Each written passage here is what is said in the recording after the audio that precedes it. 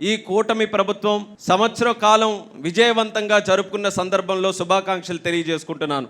ఎన్నికలు జరిగితే ఏ ఎన్నికల్లో కూడా అటువంటి స్ట్రైక్ రేట్తో సుమారు 100కి పైగా ఉన్నటువంటి స్ట్రీట్లలో అంత స్ట్రైక్ రేట్తో ఏ రాష్ట్రంలో ఏ ప్రభుత్వం కూడా ఏర్పడలేదు.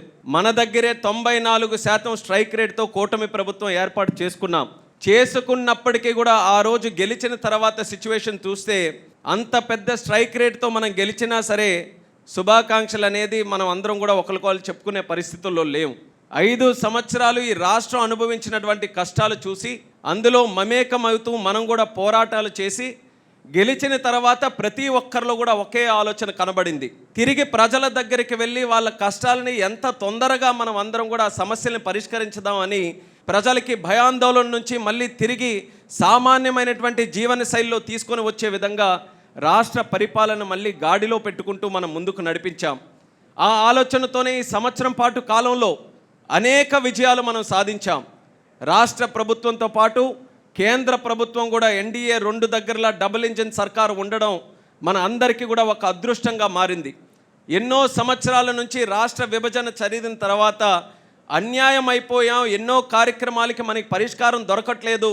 కొన్ని కార్యక్రమాలు అయితే అసలు ఈ జీవిత కాలంలో జరగవేమో అని అనుకున్నటువంటి కార్యక్రమాలకి కూడా ఒకే ఒక్క సంవత్సరంలో పెద్ద పెద్ద కార్యక్రమాలకి కూడా ఈరోజు పరిష్కారం చూపించామనంటే దానికి కారణం కూటమి ప్రభుత్వానికి ఆంధ్రప్రదేశ్ రాష్ట్రం మీద ఉన్నటువంటి చిత్తశుద్ధి, అలాగే మన నాయకుడు చంద్రబాబు నాయుడు గారికి మన రాష్ట్రం మీద ఉన్నటువంటి కమిట్మెంట్ అందు కూడా తెలియజేస్తున్నాను. 10 సంవత్సరాలు నేను పార్లమెంటు సభ్యుడిగా ఉంటే ఏ సెషన్స్ వచ్చినా, బడ్జెట్ వచ్చినా, వింటర్ వచ్చినా, లేకపోతే మాన్సూన్ సెషన్ వచ్చినా, పార్లమెంటు సెషన్స్ మొదలయ్యాలంటే ఈ ఇష్యూస్ అన్నీ కూడా నేను రాసుకునేవాడిని. ఒక్కసారైనా సరే దాని గురించి ప్రస్తావించాలి.